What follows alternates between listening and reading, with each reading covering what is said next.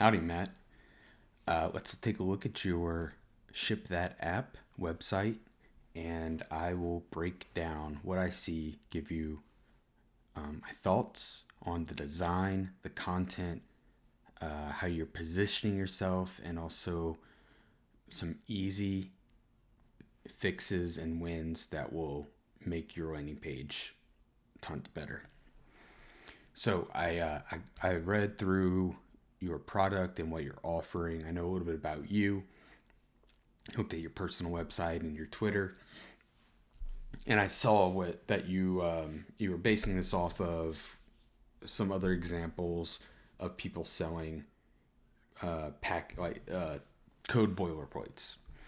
So there are a lot out there, and I would definitely recommend looking at a number of people who sell popular boilerplates and getting ideas from those as well, just to distinguish yours a little bit more from your primary example.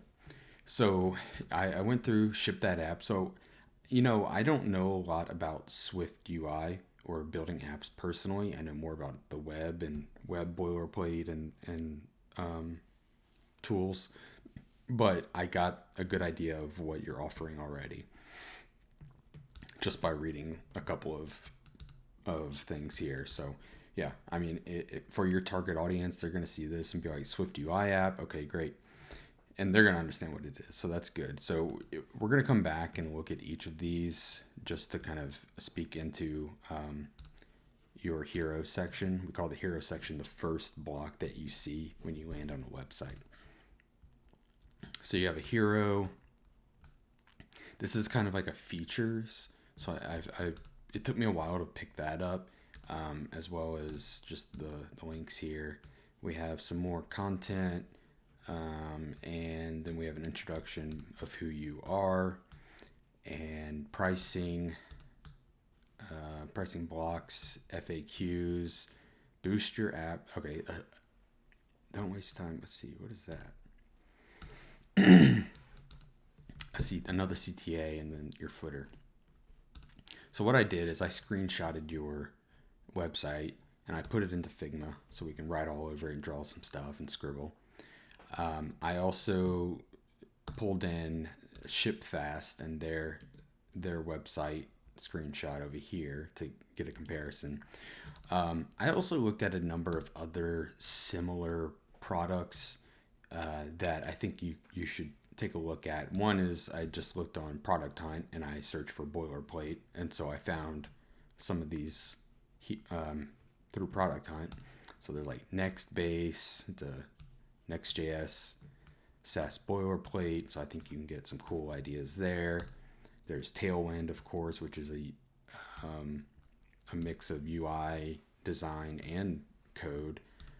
There's DevTools. This is a little bit different. It's not a boilerplate as far as I know. I don't exactly know what it is, but I follow Tony Den, and he does a great job on all of his stuff. So it's tools.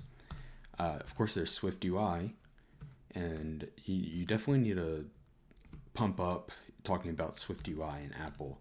And then boiler code. I don't know. I don't remember looking at this, so I may have opened it and never actually looked at it. But there's a few to take a look at. Okay, so let's go back to the Figma file. So I brought in a few things here, and we'll speak into those. So I have a structure that I like to follow for landing pages. This is really for like a full product that's been around for a while. You've had some traction and success, and you've had many customers. So while it's not all relevant to you specifically right now, at this earlier stage, this is something good to reference as you grow. So just a quick touch base on that. Above the fold, that's everything we see when we first land on the page, and that's called the hero section. So in the hero section, we're going to have headline, subtext, visual, social proof, and CTA. Below the fold are these different sections: logo farm, testimonials, product demo, features and objections, use cases, more social proof, FAQs, pricing, second CTA, and a founder's note. Now, this isn't a hard written in stone kind of rule set or anything, so you could change it up. You can reorder stuff if you need to. This is just kind of what I've researched on and used a lot in the past. And so that's kind of the gist of what I follow, but change it up if you need to. So the most important is what people see when they first land on the page, and that's above the fold. So you have a good setup already here for that. You have the headline, subtext, a visual, social proof, and a CTA. And I know you primarily base that on ShipFast over here, which does a very good job with what they're with saying what they're offering. Even Next.js, and you have Swift UI. So starting out, that's good. This is a good setup. It could be better, and one way is your imagery. So when I saw this, I didn't realize this was actually scrollable inside of this box. So I think that's already something that needs to be solved for. This also, like, looking at it, it makes me think of like the App Store, where you have your vertical images and you can slide through them and take a look at them. But we're not really selling an app here. We're selling a boilerplate product. So I think you need a better imagery around this to show that. I mean, I'm not saying this is what you need to do as far as putting each of these product integrations or integrations listed here, but I think you can do something that's more appealing and speaks into what you're offering. So, I'm making this up as I go, but here's like a mobile phone. So I think mobile makes a lot of sense. Show a mobile device, because that's what your boilerplate is all about. It's about the mobile offering. You have like some code here in the background, something like that. You have some integrations showing here, just like the logos. It doesn't have to be anything fancy. It really doesn't. And you can stack these, but just something. And it doesn't have to be clipped right here either. Like, it's pretty common. You'll see if you have something large, like a large tablet or something, it can go all the way off screen. Let me see if I have an example of that really quick from somewhere else. Well, this one's putting the image on the bottom.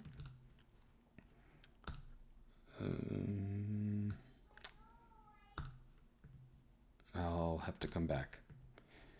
I'm sure you can find plenty of examples like that. So that's your imagery. Ship your Swift UI app in days, not weeks. So I am going to comment on this. While I think it's great to learn and follow what other people are doing, you do need to differentiate some from your text content from ShipFast. And, I think this kind of headline is fine, like something like that. But there were a few spots that I read through that I thought you could differentiate more, just to make your site more unique and distinguished from what ShipFast does. And that's why I think looking at a few other examples can help you with that as well. So ship your Swift UI app in days, not weeks. I think that's good. One thing I thought was I like this block that ShipFast does right here, but it's also funny because usually you highlight something like the most powerful value prop that you have, whereas this is like the negative that you're avoiding. So that's interesting. If you changed up, so highlighting is one way. You could also do an underline, or you could do a circle. All those are fine. The placement of it here in days, it just doesn't have much oomph to it. So I think something needs to be done different with your headline to make it stronger. And I don't have any ideas off the top of my head. I mean, actually I do, but not easy to convey super quickly. It might be, you might need to break it into 3 lines of text. You could, like I said, underline or circle the words as well. Or maybe you don't need to highlight in days. Maybe it just needs to be ship your Swift UI app, or even just Swift UI. You could, yeah. So consider that. The second is the subtext. So your subtext, it's basically the ultimate Swift UI starter. Get rid of that. Everything you need to turbocharge your app development, including features. Don't tell me about the features, tell me about the benefits. And this is a good way and a place that you can speak into that further beyond just your very short headline. So headline has to be short. You can say more in your subtext. So here's a couple that I like that are as examples. So Panel Bear is the easiest way to measure your website's most important metrics so you can deliver a great end user experience.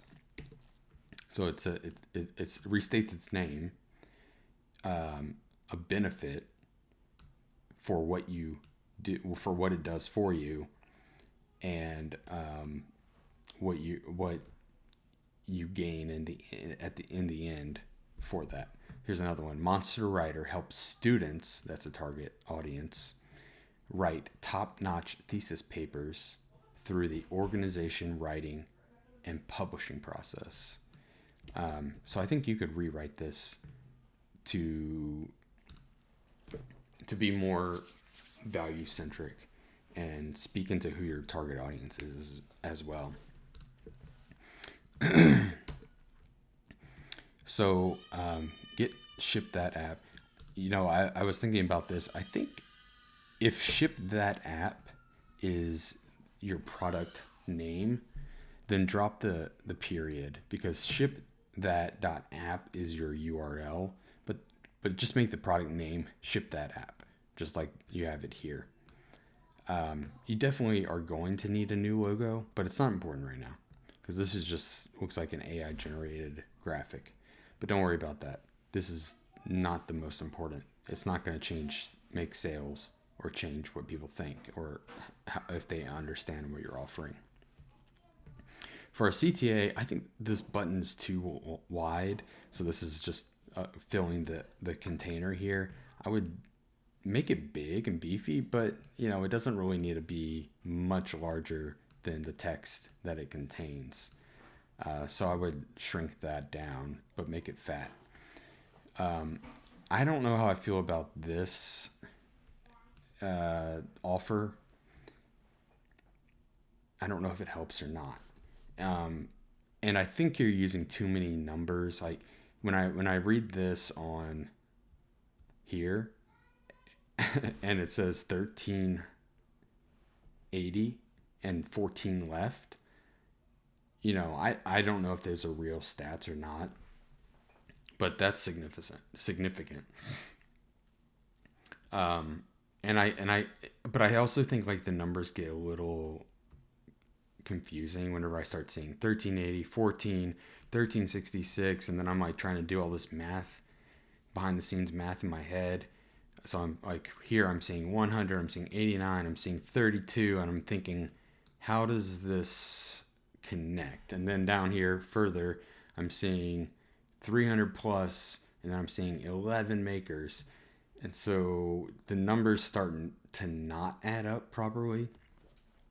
And it makes me just, are these real? I don't know. As a designer, I know these are stock UI faces, and that's fine, because you don't your customers don't necessarily want their faces shown here. What I would probably recommend if you're using stock UI faces is dig a little bit deeper in the stock UI catalog and find some that you don't see everywhere. Like I see this guy's face on every product that has pictures. So just consider that. And I would also consider maybe just dropping this I don't know. I think you can offer a discount, but you could do it a different way. Um, and I'll tell you this, I've been thinking about doing the same thing on my product page right now. But it might be like, get ShipThatApp and say what is the price on it? 99 GBP. I don't know what that means. Great British pounds. And 169. Okay, so it might be, let's say this is normally $99. It's a lot to show in a button. So this might be where you replace this text and you say that there's a discount. So you might be like, $99 is slashed, and then temporarily it's 79, and so this is 79 maybe. But you could show that some other way. But you could fit that into the button. Let's see. You don't have, so you have a CTA button here, but you don't have one here. Boom. This needs to be a CTA and make this nav bar sticky so that it's always following you down the page. If you do that, I might say take this stuff and center it in the nav bar. I don't think it really matters too much. You don't have that many sections.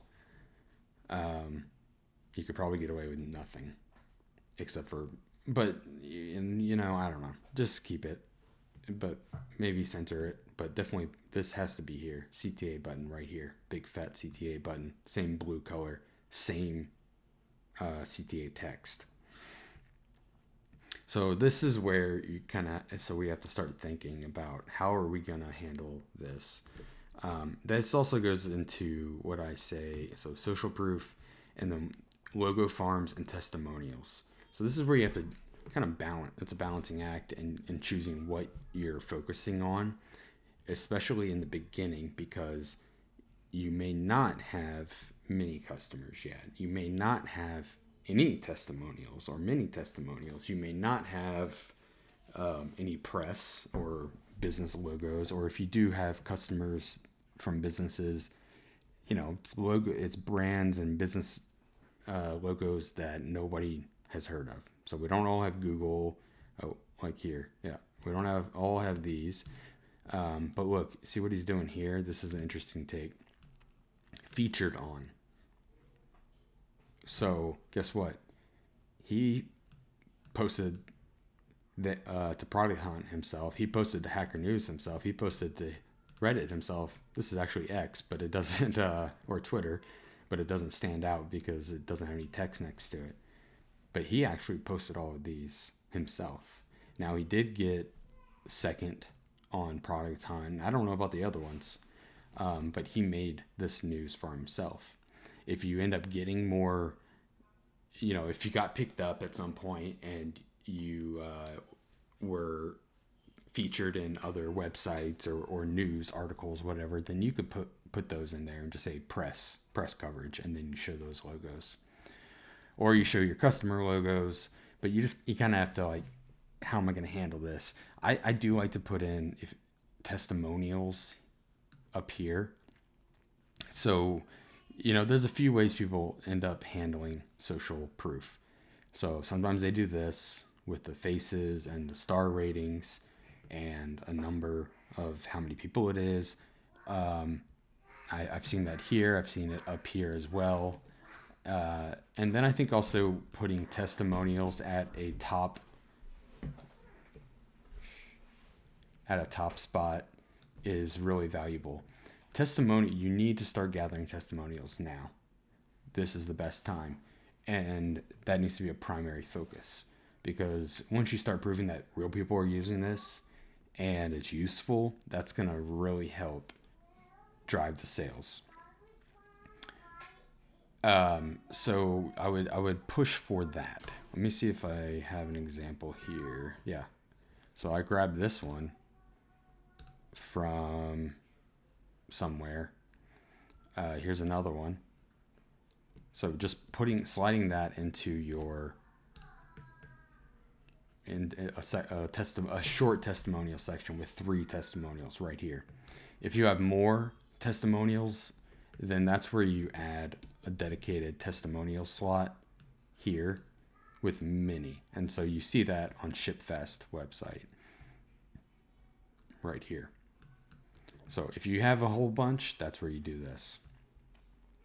So you have, okay, so testimonials or some sort of social would be great here. This is where in my write-up, we're getting below the fold. So we have logo farm and social and testimonials. That's our social proof.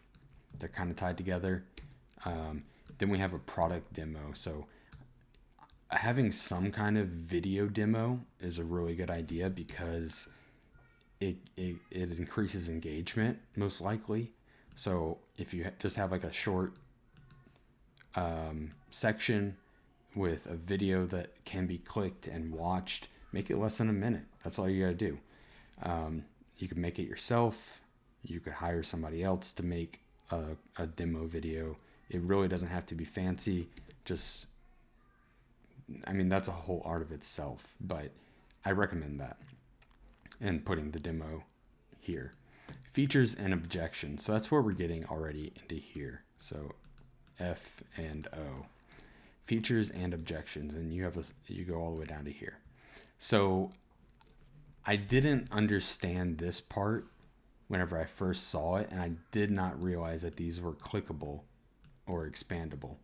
And I think it's a number of things, is the colors, but mostly the spacing and the width. So if I go back to ShipFast and how he did it, look, he has a skinny column, which he does for most of his page. And so that tightens up here. Now this still isn't very clear that these are clickable. Maybe they animate automatically and scroll through all of these. This could be done better. So what he is doing well is he has this call out, but he doesn't say what it means. So that's a fail, not a fail. I know he's doing well, and this is good. So I would have a blurb here, and then you can say, this is, how much, this is, when you're building something new, this is what you're doing. You're doing all of these and it equals this much. See, this is all it's hard to see because it's center aligned, and I don't even realize that we're adding stuff up unless I really read it. And then it's saying, boom, here's how we're solving that with these integrations or features or whatever you want to call it. And each one of these, and then there's the reasons why and time saved. I think that he could do a lot better job making that incredibly clear. But I see that that's what you're following. When there's only 3, I wouldn't do that. It's just not enough. You need to handle it a different way. And I mean, look, you don't even need this slider or reveal or tabs. You basically have 3 right here. Boom, boom, boom. And that's all you need. The other reason I don't like when you have to click on, I don't like to do this when you have to click to reveal. It's people, you start off and this one's highlighted. People will probably see that. So you'll have 100% of people that see that one. And then here you'll have like 30%, 10%, 1%, 0.1%, and it just gets worse from there. So I would really break these out into each of their own blocks. Like, it doesn't have to be full width sections, but having blocks of content. Which one of these that had something sort of like this? Like, you could just do this. Oh, that's actually the same thing. So these are the built-in integrations or feature sets that that next base comes with, and each one has a screenshot that kind of speaks into that. Yeah, I would do something like that and keep it simple. Did I just close Figma? I did, on accident. Let's open that back up.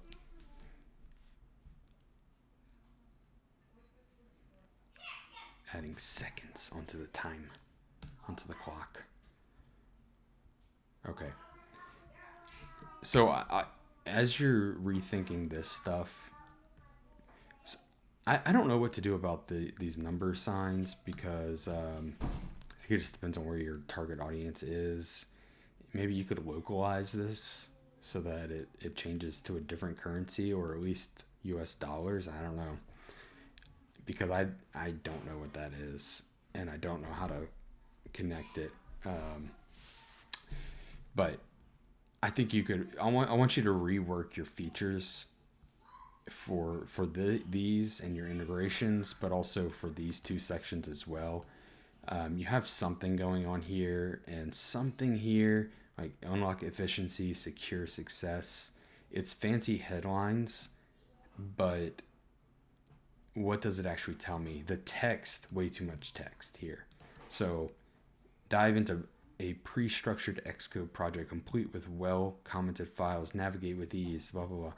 So this is something that you could shorten a ton. Like you might just say, like, start with a pre-structured Xcode project set up, and it has this, and and then you break out a few things into checks, and that's all you need to do.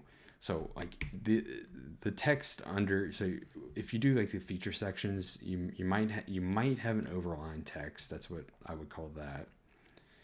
And then you would have a heading, and then you would have a subtext, and don't go beyond 2 sentences or 2 line breaks. And then you can have like a bullet point or a checklist or something else below that. And then you want a graphic that fits. So I would work on those 3 sections and what you're actually talking about and covering. One thing that you don't have that I like to put in is a use cases scenario. So I would recommend doing that. Use cases, that's super tiny and can't see it. But do that somewhere around here, number 6, use cases. And what you can do there is, what I want to see in a use cases section is I want, when my potential customers read through it and they see it, it's really easy to read use cases. I want them to see themselves in something there. Like I want them to be like burnt app developers, or iOS developers, or project managers, or whatever your primary customer type is. So you have a very tight audience, so you can make that incredibly specific and clear that it's for them. So use cases, more social proof, FAQs, pricing, second CTA, and founder's note. That's up to you on ordering, but give it a thought and play with it a little bit. Here's the thing about the founder's note. I think founder's notes are really important. Something about the person behind the project or the team. If it's a team, we're probably talking about a much larger website with many pages and a dedicated team page. For this landing page, you're a solo developer and product owner, and it's only you, and that's okay. Like, don't shy away from that. Don't do the whole we do this and we do that, and you're not. But I think it's always good to put a face on here and your name, and prove to people that you are a real human offering a real product that other real people use. They have testimonials saying that they do. They have links to their websites or social links. You have social links. So when I'm here and I'm thinking about using your product or purchasing your product, I'm not wondering if this is a scam, or like, who is this person behind here? Is it just some group, somewhere churning out these fake landing pages to scam me and take my money? Who is this person? And prove that that there's accountability behind the product that's being sold. So what I'll say here is, one, way too long. Really, right now, like by day, no, get rid of that stuff. We don't really need to know about your day job. Just who are you? Why are you into this?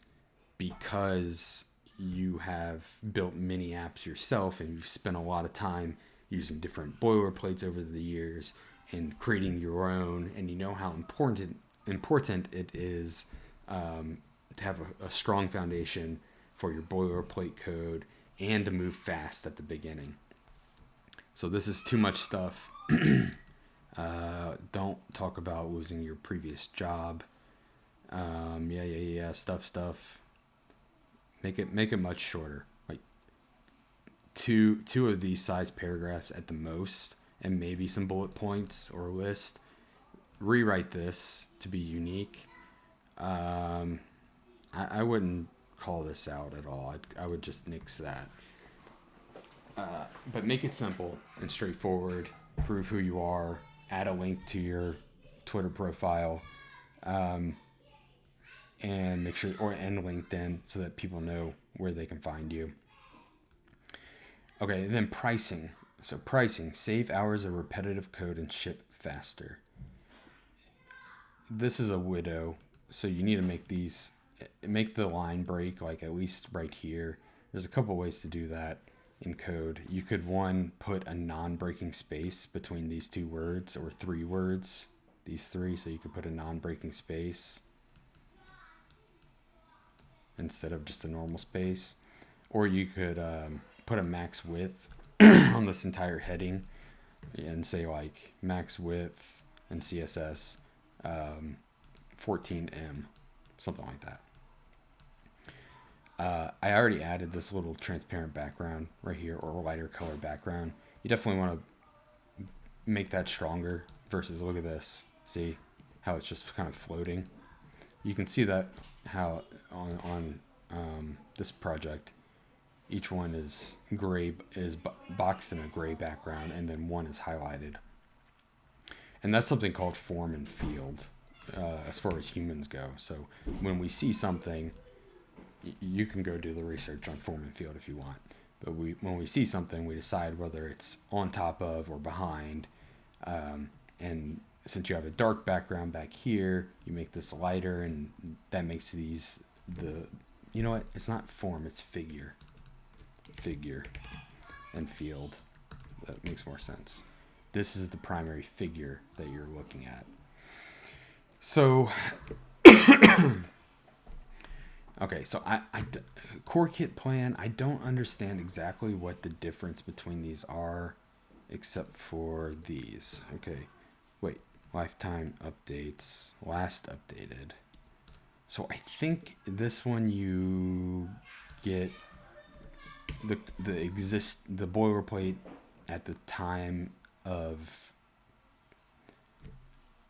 the boilerplate code at the time of purchase. So no updates or no access to future developments of the boilerplate. Maybe that's right, I think. Okay, SwiftUI boilerplate, launch screen, onboarding. These are all the integrations. I mean, consider not putting some of these integrations, whatever they are, I don't know what the right ones, into the basic plan, but only in here. I think the other thing is maybe they're downloading this day of purchase, and that's it. So maybe they can do whatever they want with it. They could probably use it on mini projects by duplicating it, and maybe that's fine. Maybe this plan is access, so you always have up to date. Maybe you just say unlimited projects. Maybe this one only says usable on one project, and you just don't state the obvious that it's duplicatable. Last updated, detailed documentation. Okay, that's good to know. I didn't see anything about documentation. I don't see any links on the site. Oh wait, it's in the footer. I didn't look at it, maybe. Okay. I I also need to know, pay once, access forever. Pay once, access forever. Okay. There's probably a better way to state that. Like, I would almost say, like, I don't know, you want to pay once, but maybe I would drop access forever. Pay once, download, I don't know. Pay once, access, lifetime access. I would definitely say that. Lifetime access. That's better than pay once. Access forever. Maybe you do need to say pay once, one-time payment, lifetime access, plus all future things. Actually, that's a good thing. So up in the features or somewhere else. So say that you had these different feature buckets, these different integrations and feature buckets that were already implemented. So you have paywalls, you have onboarding, you have authentication, whatever. But you also plan to add some. Call that out now. So when you list these, call out future ones. We plan to implement crypto, I don't know, blockchain. We plan to implement mailing. You know, I can guess what some of them could be just based on like looking at other people's stuff. But do something like that, and that could be up here with the features. I probably wouldn't list it here unless it's available in the pro plan, the big plan, and not in this one. I would probably call this like core kit plan. I don't know. I would probably just call it, I just want to call it basic or something like that. I wouldn't even call it a plan, maybe. Because when I think of plan, I think of recurring subscription cost. I'm not certain on that. I need to do some research on that, but you consider it as well. And I wouldn't call this Evolve Kit plan. Like maybe this is the lifetime. Maybe that's what it's called, lifetime. Something like that. Anyways, I think you have some options here to consider, and there's some thoughts. FAQs, okay, good. I didn't really read these or look at them at all, but you have a bunch. You know, when you have nothing over here, I would just say center it all. So put FAQs here and then put all these questions right there. Boost your app ship profit. So this is like the second CTA, and I mentioned that in my list above, but I don't understand this. Email for what? I don't know. Is there a newsletter? I don't know. But it's not, you don't want to gather emails. You want to make sales right now. This should be the same CTA push that you're making elsewhere. So this should just be another, you know, a reiteration of what you're saying here, but down here. You could say it in a different way. Boost your app, ship, profit, get started, get shipped fast, or ship that app. So put your big old button right there. Boom. Get shipped that app. And then slim this down too. And then I think I said move your founder's note bio down here. Now, okay, let's look here. You don't have many other links. So, and don't know that I've looked at any of these pages. Maybe docs. Ship your dream Swift UI app in days. That's fine. Copyright. Okay. Made with heart by, this is you. You know, made with ship fast. You know what? I would probably just nix that. I think it's just too confusing. Whenever I read it, even though I know who that is and I already knew what ship fast was, I had to think about it for who was making this product and who was making and what this meant as well. I was like, wait a second. He's selling ShipThatApp. ShipFast is something else. What did he use? Is this like, is ShipThatApp another wrapper around ShipFast? And then I'm like, no, I think he made this website using ShipFast and ShipThatApp because it's all mobile. It's a completely different boilerplate. I would just nix it. It's confusing. And the only reason I say this is a little bit confusing is because I didn't initially put it together that, you know, your name is Matt up top. And then I was reading this, even though I saw you on Twitter. So I don't know what to do about that, honestly. I think that's where I might just get rid of this and link, just say me, you know, or Matt. And then you put those links here. And it's to Twitter and it's to LinkedIn. Or put those up with your bio. I actually just updated my website with that. Let me see if I... Yep. Oh. Where is it? Boom. So this is what I did for mine. Kept it super short and simple, and then I didn't have any bullet points or anything like that, but I put a list to my links.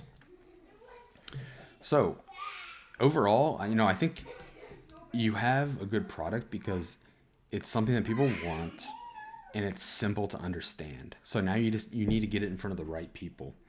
And sometimes that means giving it away for free. Like, one thing you don't have and you really want to cultivate and showcase is what people have built or what you've built using ShipThatApp. So that would be a great addition, even if it means that you need to spin up 3 new mobile apps built with ShipThatApp and publish them on the App Store yourself, so that people can see, oh, if I click this one, it's going to take me to that little page on the Apple Marketplace website that I can click to download the app. And then, of course, showcasing other people that are actually using your product is even better. Besides that, I think you're doing great. This is a good setup, and it's already working. Get it in front of the right people. Give it away for free to some people if you need to, or if you can, to get them to start building something themselves with it, and get those testimonials and examples. And sir, good luck. I think you're onto something, and I wish you well. Can't wait to see any updates. Ping me when you do make updates. I'd love to see them. All right, take care. Bye.